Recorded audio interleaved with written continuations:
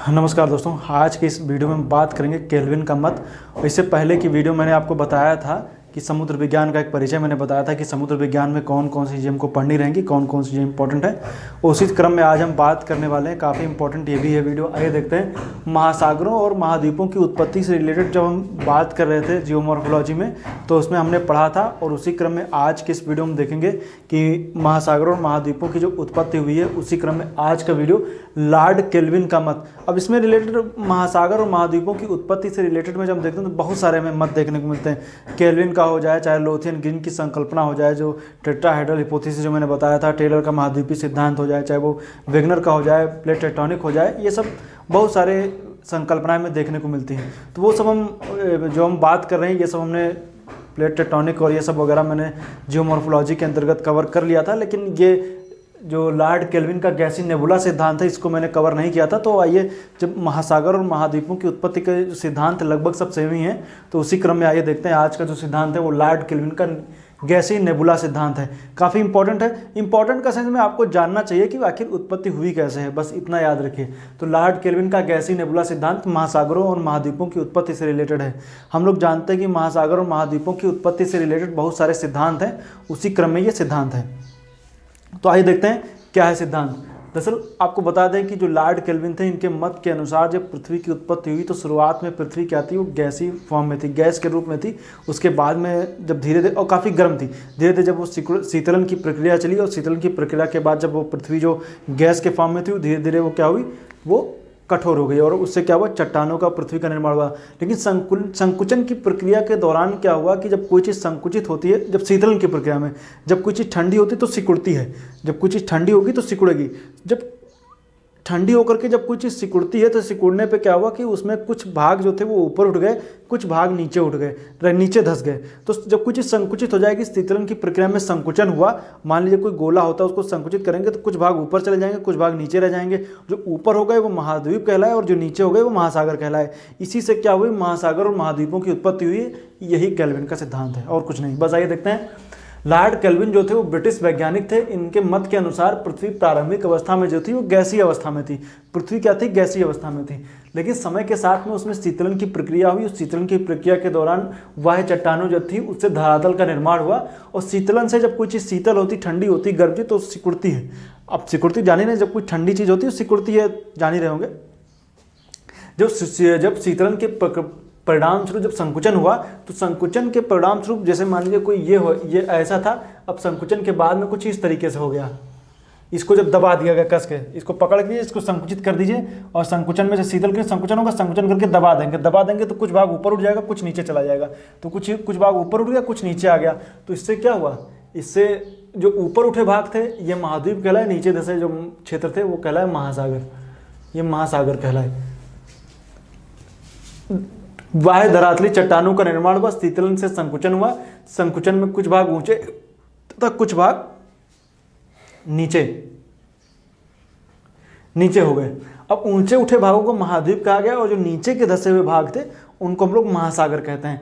अब उसी की ये अवस्था है, ये डायग्राम में प्रारंभिक अवस्था आप समझ सकते हैं। तो प्रारंभिक अवस्था में कुछ इस तरीके से पृथ्वी रही थी, लेकिन ये जब प्रारंभिक अवस्था है, जब शीतलन की प्रक्रिया शुरू हुई, तो शीतलन की प्रक्रिया में जो ये पृथ्वी थी इसका संकुचन होना शुरू हुआ।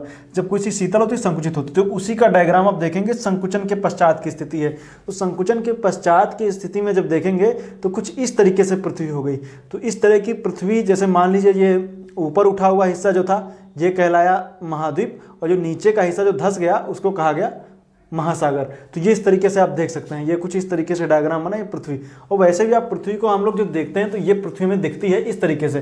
तो आप देखते हैं तो कुछ ऐसी आकृति होती थोड़ी ना, लेकिन आप इसको पानी हटा दीजिए, पानी हटा देंगे तो पृथ्वी तो कुछ इसी तरीके से दिखेगी, इस तरीके से दिखेगी। तो ये अब आप एक समझ में आएगा पानी कहाँ से आया। पानी जो वाह जलवाष्प जो थी उसका संघनन हुआ, उसकी वजह से क्या हुआ, पानी भी जो था यहाँ पर पानी भी आ गया, महासागरों में क्या हुआ, पानी आया। तो ये भी आप याद रखिएगा, जो इन्होंने अपने सिद्धांत के अनुसार बताया कि जो संघनन की प्रक्रिया के दौरान यहाँ पर आगे चल करके हम देखेंगे तो पानी वगैरह इन्होंने बताया जलवाष्प से यहाँ पर पानी आया और महासागरों की से उत्पत्ति हुई, ये इन्होंने बताया था। तो ये संकुचन के पश्चात की स्थिति है। तो ये स्थिति बनी। अब इसके बाद के जो सिद्धांत आते हैं, जैसे वो लोथियन ग्रीन का टेट्राहेड्रल हाइपोथेसिस है, उनके वो भी सिद्धांत कुछ इसी तरीके से कहता है कि जो सिद्धांत ऊपर उठ गए उनको महाद्वीप और जो नीचे थे उनको महासागर बोला गया। और उन्होंने एक चतुष्फलकीय सिद्धांत चतुष्फलक के रूप में बताया था। और जैसे आप देखें तो हमारे पास जैसे ये वाला डायग्राम मैंने आपको चतुष्फलक में बताया था कि जो ऊपर की जो एरिया था उनमें इन्होंने बताया कि महाद्वीप थे, और जो नीचे का एरिया था उसको इन्होंने महासागर बताया था। तो जैसे इन्होंने बताया कि जो ऊपर उठे हुए एरिया थे टेट्रा चतुष्फलक थे, 1 2 3 4 थे।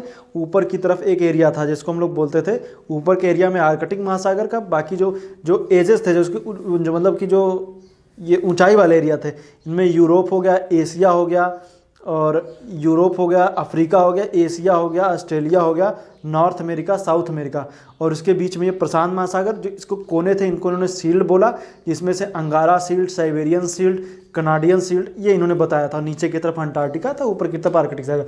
ये हम आपको लोथियन ग्रीन की जो टेट्राहेड्रल हाइपोथेसिस थी उसमें सब मैं बता चुका हूँ, तो इसमें कुछ स्पेशल नहीं है।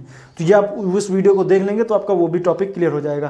तो ये आप लोग याद रखिएगा, हो सकता है कभी आपसे प्रश्न आ भी जाए टेट्राहेड्रल हाइपोथेसिस। तो ये इसके आगे का है, मतलब कि जो ये लॉर्ड केल्विन के बाद में जो सिद्धांत आता है वो लोथियन ग्रीन का आता है। तो उसमें इन्होंने लोथियन ग्रीन ने इसी तरीके से बताया था। अब एक क्वेश्चन और भी मैं आपको बता दूं कि एक आप लोग पढ़ते हैं कि जो पृथ्वी की जो आकृति आपको दिख रही है, तो आप लोग पढ़ते हैं कि पृथ्वी की आकृति कैसी है, जिवाइड है। जिवाइड आप लोग पढ़ते हैं, जिवाइड पृथ्वी की आकृति कहते हैं, जिवाइड आप लोग पढ़ते हैं। तो जिवाइड क्या है? दरअसल हम जान रहे हैं कि हमारी जो पृथ्वी है ये, अब जैसे हम लोग जैसे मान लीजिए ये आकृति आप देख रहे हैं, तो आपको देखने में पृथ्वी इस तरीके से लगती है। आपको थोड़ा सा और मैं अच्छे से बताने की कोशिश करता हूँ कि आखिर कैसे स्थिति बनेगी। तो आइए देखते हैं। सबसे पहले जान रहे हैं कि पृथ्वी आपको कुछ इस तरीके से दिखती है, लेकिन पृथ्वी होती तो इस तरीके से है नहीं, क्योंकि पृथ्वी में कुछ उच्चावच ऊंचे होते हैं, कुछ महासागर नीचे होते हैं। पृथ्वी की जो आकृति होती है कुछ इस तरीके से, रियलिटी में कुछ ऐसी होती है।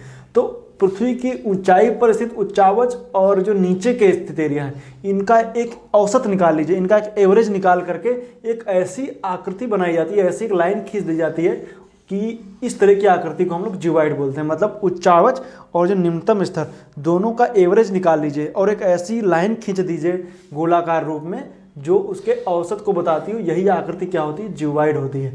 तो याद रखिएगा, पृथ्वी की आकृति जब पूछा जाए जिवाइड क्या है, जिवाइड पृथ्वी पर उच्चावच मतलब कि ऊंचाई पर स्थित पर्वत और सबसे निचले स्थानों का एक औसत होता है, उसी को हम लोग क्या बोलते हैं, जिवाइड कहते हैं। मतलब एक ऐसी लाइन खींच दीजिए जिससे धरातल में जितनी गहराई है, क्योंकि पृथ्वी गहरी भी है और ऊंचे उठे जो पर्वत में दिखते हैं, तो उसका जो एवरेज होता है वही जिवाइड होता है। तो ये आप याद रखिएगा।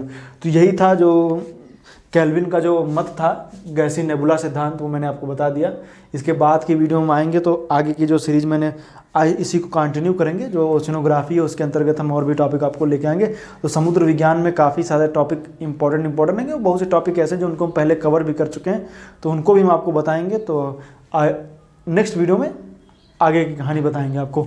तो काफ़ी कहानी मैं इसलिए जोड़ रहा हूँ क्योंकि बिल्कुल एक सीक्वेंस में बताएंगे ताकि आपको अच्छे समझ में आ जाए, और उम्मीद करता हूँ आपको अच्छा भी लगेगा। आज के लिए इतना ही। वीडियो देखने के लिए आपका धन्यवाद।